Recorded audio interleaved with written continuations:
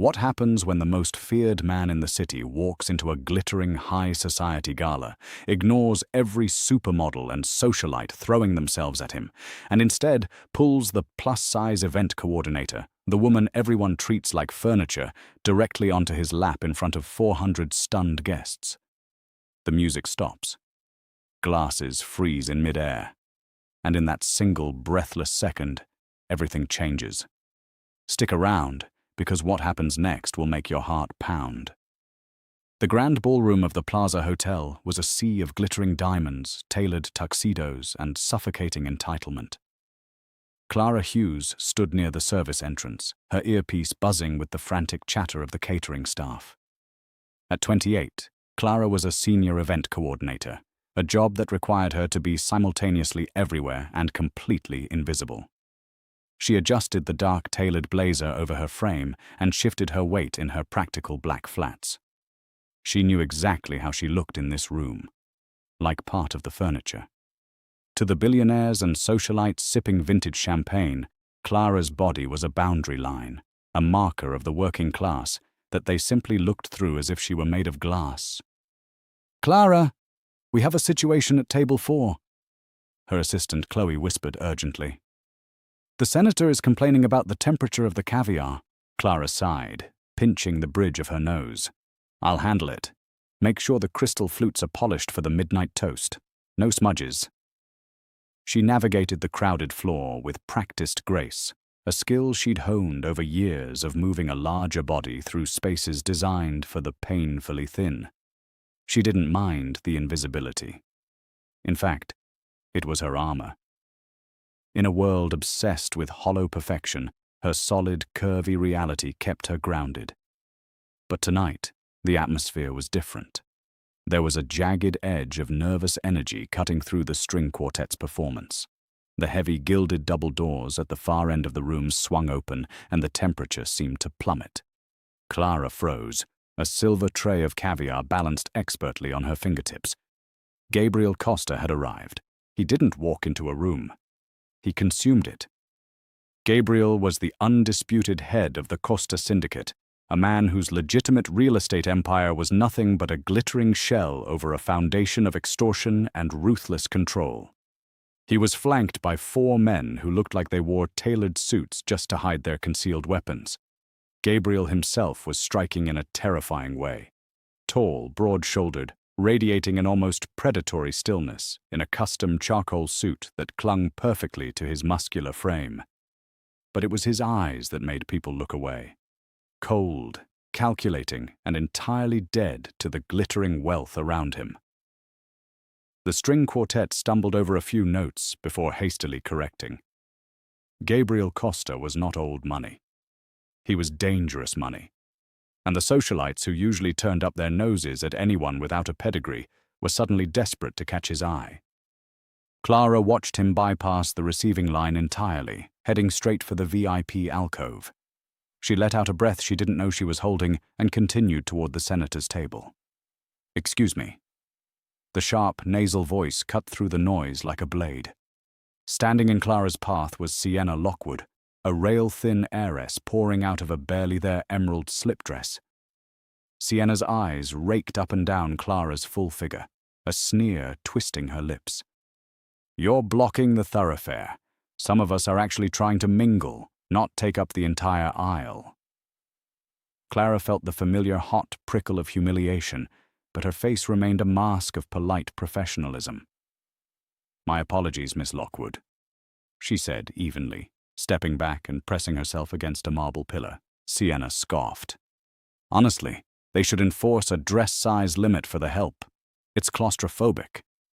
She flipped her blonde hair and sauntered away, her target clearly the VIP alcove where Gabriel had just seated himself. Clara took a deep breath, forcing the stinging tears back down. She wasn't going to let a spoiled brat ruin a flawless event.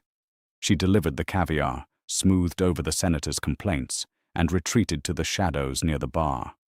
But her eyes tracked Sienna across the room, leaning heavily against the velvet rope of the VIP section, laughing too loudly, though Gabriel wasn't even looking at her. Clara felt a sudden, inexplicable shiver. Gabriel Costa was a predator, and Sienna was dancing directly in his crosshairs. By 11, the gala was at a fever pitch. Clara was exhausted, her feet throbbing, when Chloe's voice cracked over the earpiece, panicked. The VIP booth, Costa's table. They requested a specific bottle, and none of the servers want to go near them. They're terrified.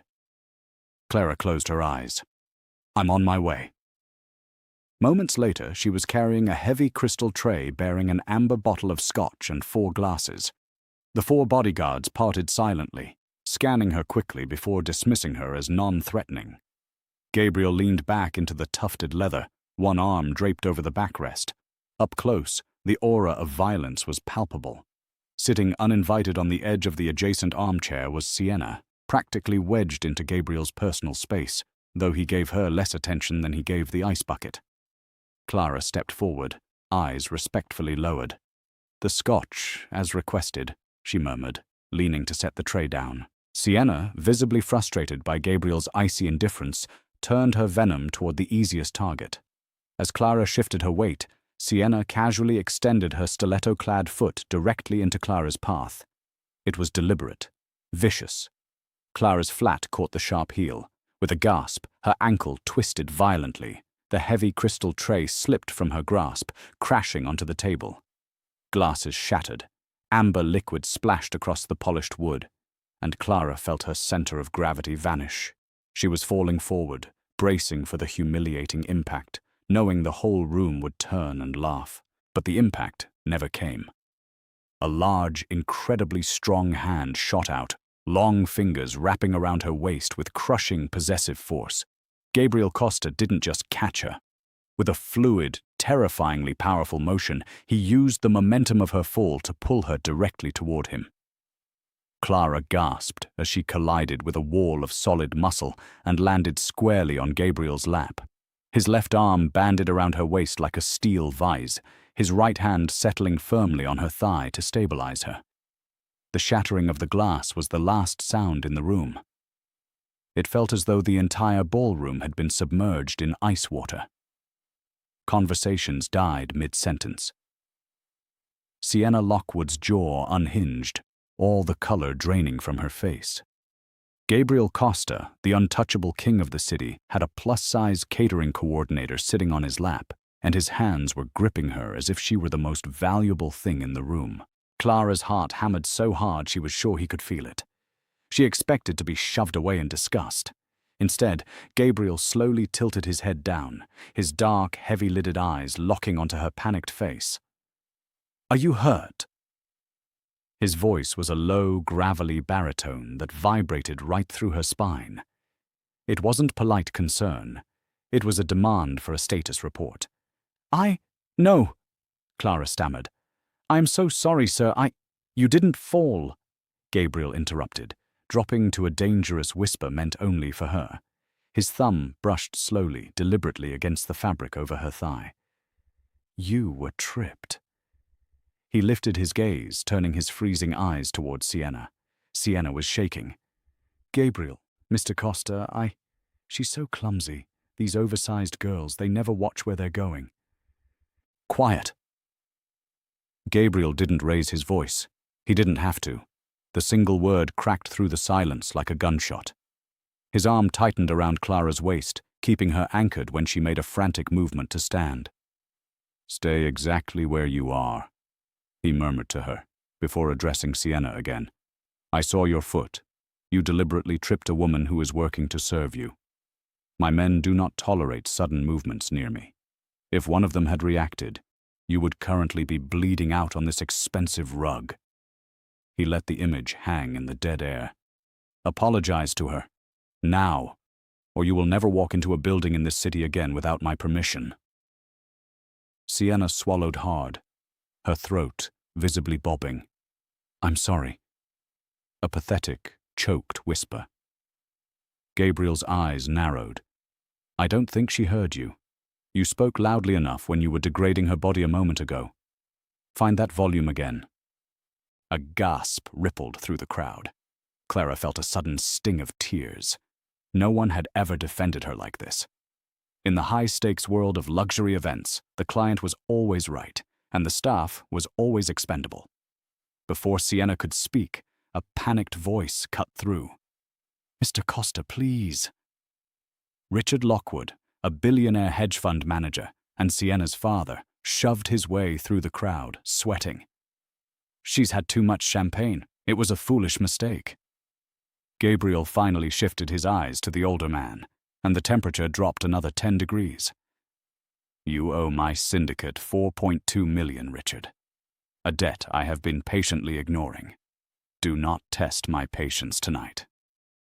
Richard blanched, the public exposure of his financial ruin an instant execution of his reputation. He turned to his daughter, wild-eyed. "Apologize to the woman, right now." Loudly, Sienna burst into humiliated tears. "I am so sorry. I tripped you on purpose. It was cruel and petty, and I am so sorry."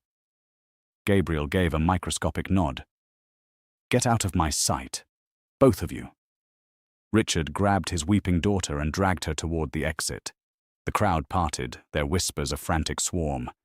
Clara took a shaky breath and tried to push herself up. "Mr. Costa, I need to get up. I'm crushing you." His hand didn't move from her waist. He looked up at her, his expression softening just a fraction. "You aren't crushing me. Stop moving. You twisted your ankle." "Clara." The shrill voice of David Harrison, her regional director, echoed through the alcove as he practically sprinted toward them, his face purple. He bowed subserviently to Gabriel before shooting Clara a look of venom. "Mr. Costa, I am so profoundly sorry for this incompetence. Clara, get off Mr. Costa this instant. You're making a spectacle. You're fired. Clear out your locker immediately." Clara felt the floor drop out from under her. Fired. She needed this job. Rent, student loans, her mother's medical bills. The sheer injustice of it, being assaulted by a guest and then fired for it, was suffocating. She stopped fighting Gabriel's hold, her shoulders slumping. Gabriel's jaw clenched, the raw, coiled violence radiating from him. He simply looked at David with the casual disinterest of a man deciding whether to step on a cockroach. "Did I ask for your intervention, David?" David froze. No, Mr. Costa, but she ruined your table. She was assaulted by a guest at an event you are paid to secure," Gabriel interrupted, his tone razor-sharp ice. "And my suit is ruined because your staff is unprotected." His 4 bodyguards stepped forward, forming an impenetrable wall. "She doesn't work for you anymore. Because if she did, I would have to burn your entire agency to the ground for failing to ensure her safety. Consider her employment terminated by mutual agreement. Now, walk away, David, before I have my men demonstrate exactly how unhappy I am." David practically tripped over his own feet, scrambling backward before disappearing into the crowd. Gabriel released his grip on Clara's waist, shifting his hands to her hips to help her stand. She tried to put weight on her left foot, but a searing, white-hot pain shot up her calf. Her knee buckled. She braced for the fall, but Gabriel was already there. He slid one massive arm under her knees, wrapped the other around her back, and with a smooth, effortless exertion of power, lifted her entirely off the ground. Clara gasped, instinctively throwing her arms around his neck.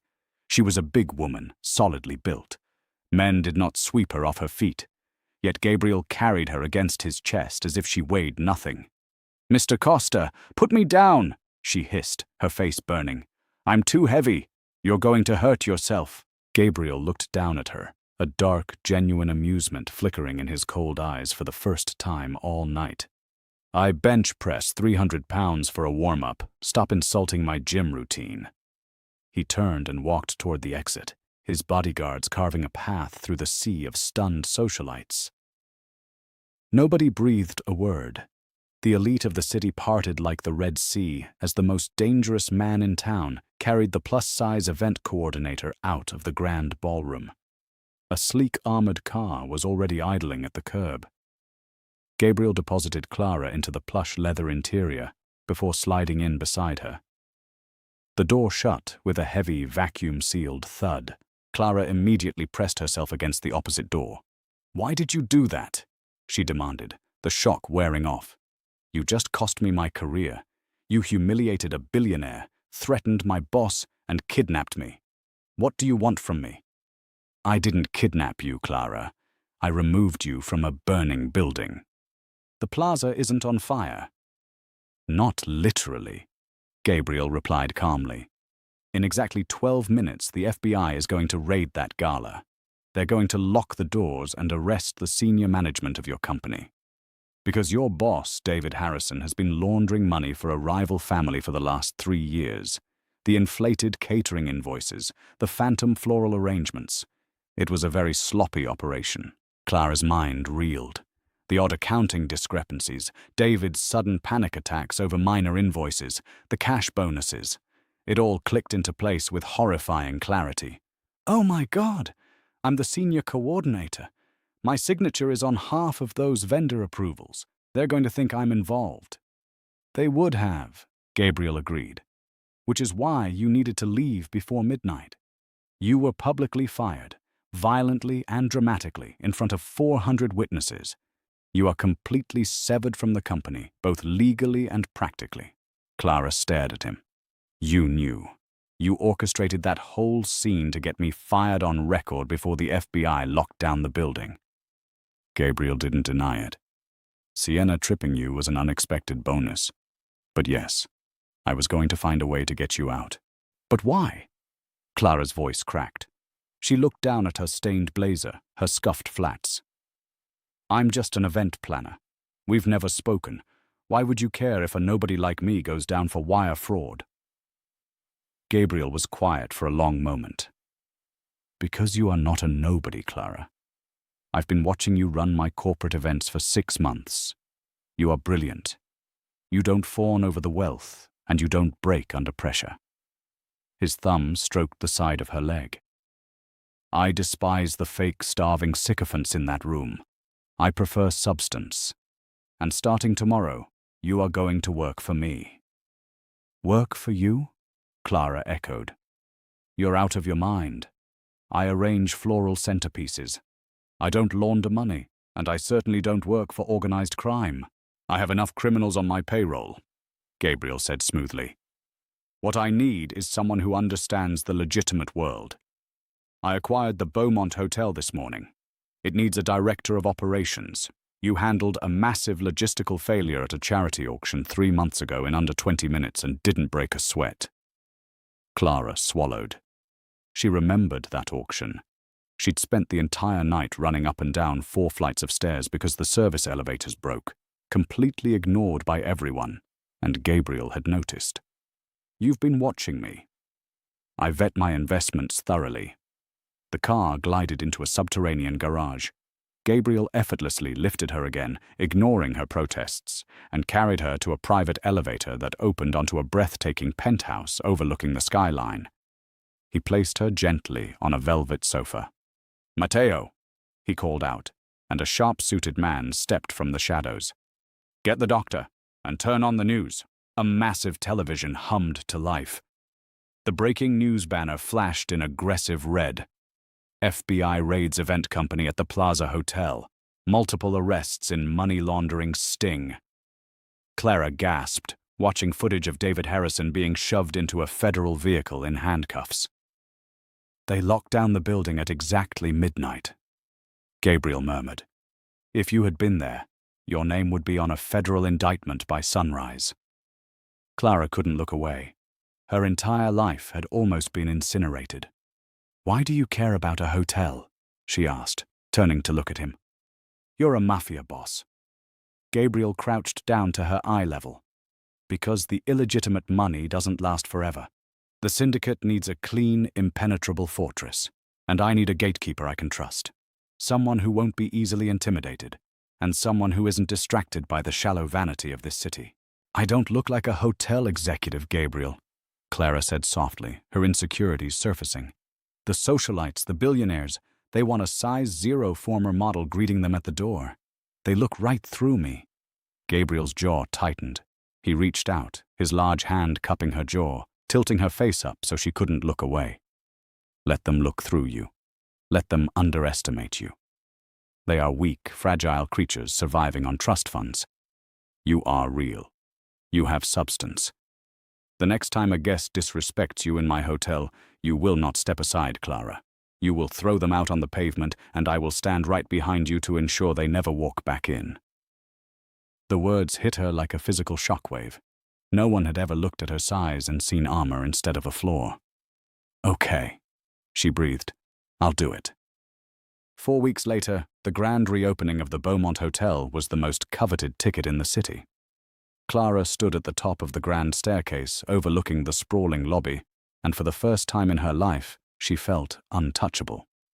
Gabriel had spared no expense on her.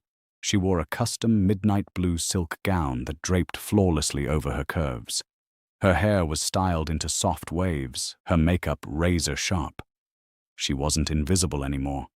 When she walked through the room, people stopped and stared, not with disdain, but with respect and awe.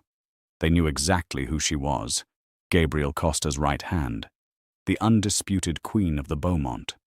He'd kept his word, giving her complete control of the legitimate operations and never interfering, but he was always there, hovering in the periphery, watching. Whenever a difficult client raised their voice at her, one of his guards would step out of the shadows and the client would immediately apologize. Deciding to check the perimeter, Clara walked down a marble corridor toward the private dining rooms.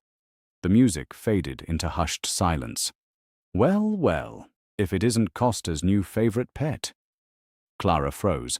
Stepping out from an alcove was Dominic Falcone, the youngest and most unpredictable son of the rival family, his eyes wild and bloodshot, his right hand shoved deep into his pocket.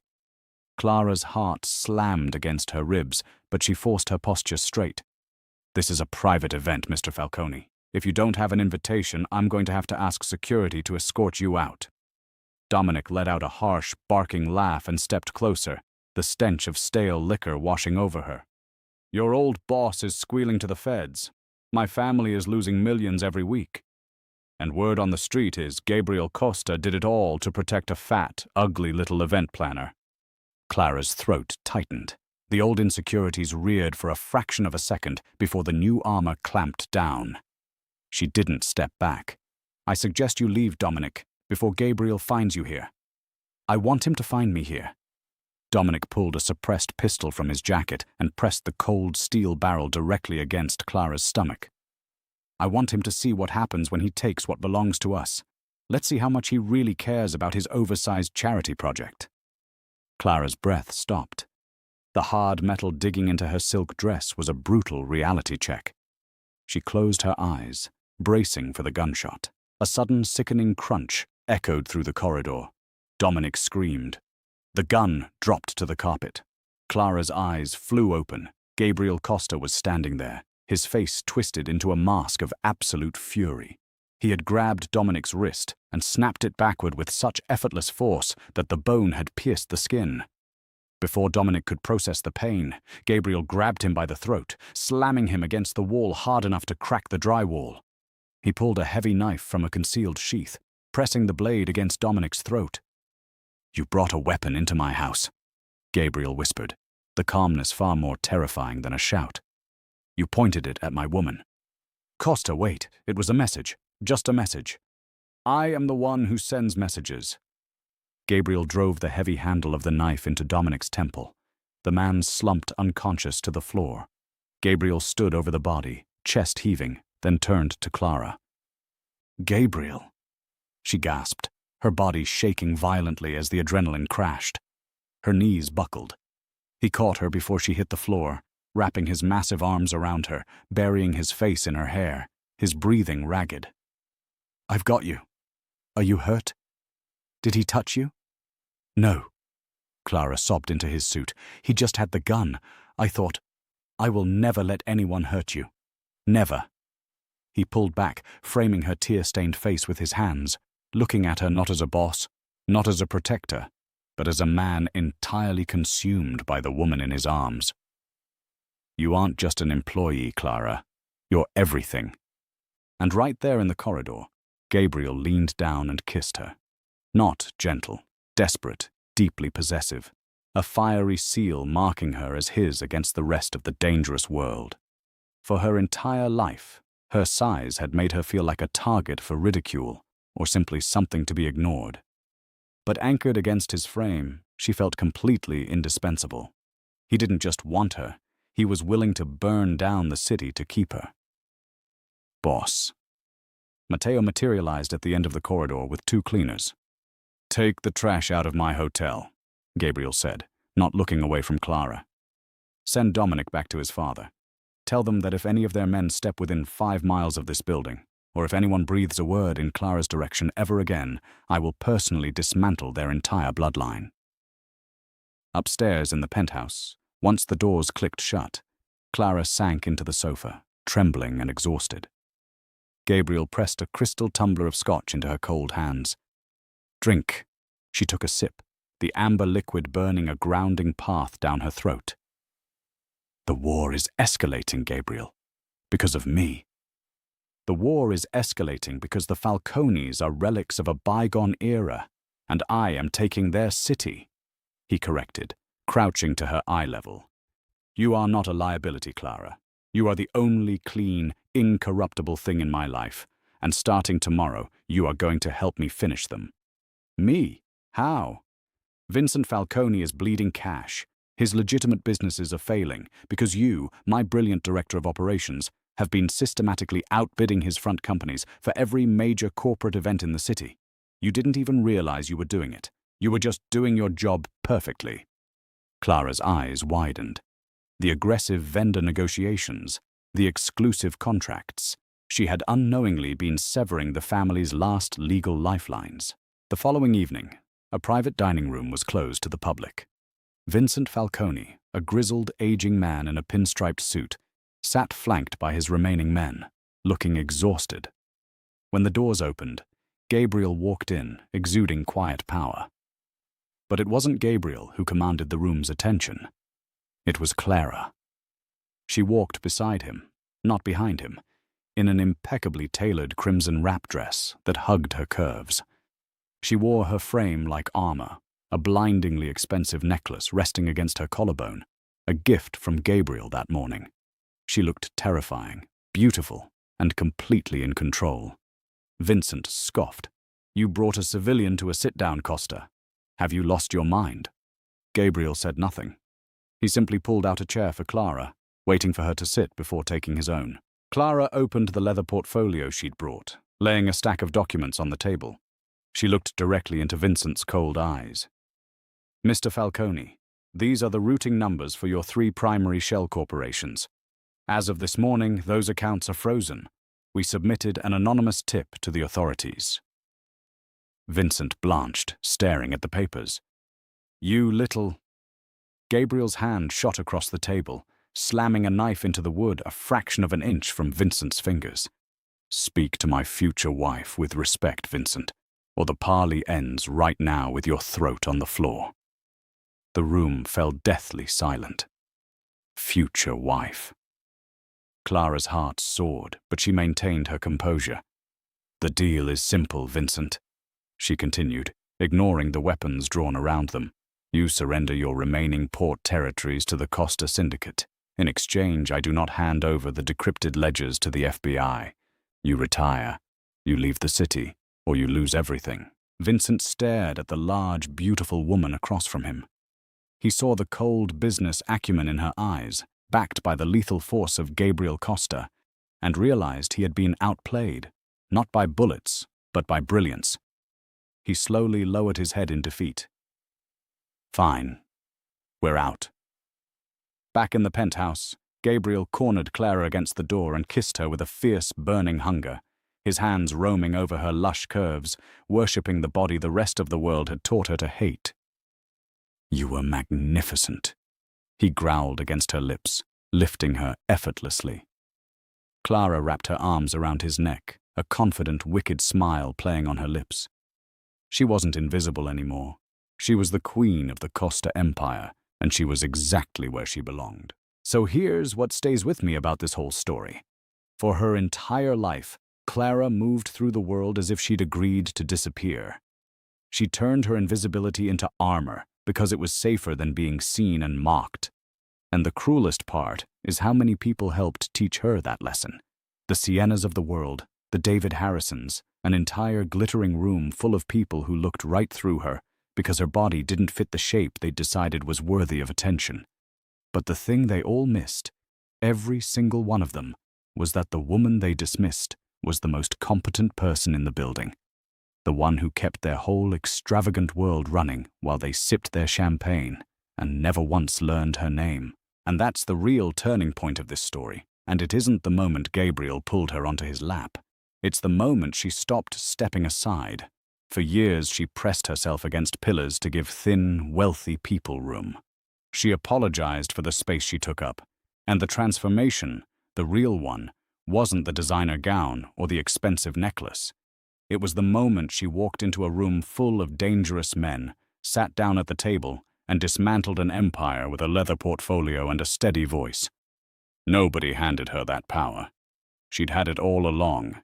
She just finally decided to use it. And maybe that's the thing worth taking from a story like this. The world will try, relentlessly, to convince you that your worth is measured by how little space you occupy, how well you shrink, how quietly you disappear.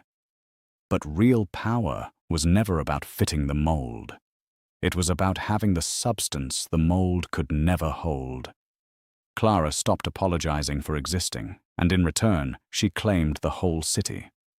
If you loved watching Clara go from invisible to untouchable, if you felt that spark when she finally stopped stepping aside, then do me a favor and hit that like button right now. It honestly helps more than you know. Share this video with someone who needs the reminder that the very thing the world tells them to hide might just be their greatest strength. And if you want more stories exactly like this one, full of fierce, confident heroines, dangerous devotion, and villains who learn their lesson the hard way, make sure you subscribe and turn on notifications so you never miss what's coming next. And drop a comment down below and tell me your favorite moment. Was it the gala when he pulled her onto his lap and the whole room froze? The corridor when he came out of nowhere to protect her? Or the sit-down when she took down an entire empire without raising her voice? I read every single comment, and your favorite scene just might inspire the next story I tell. So don't be shy. Let's hear it.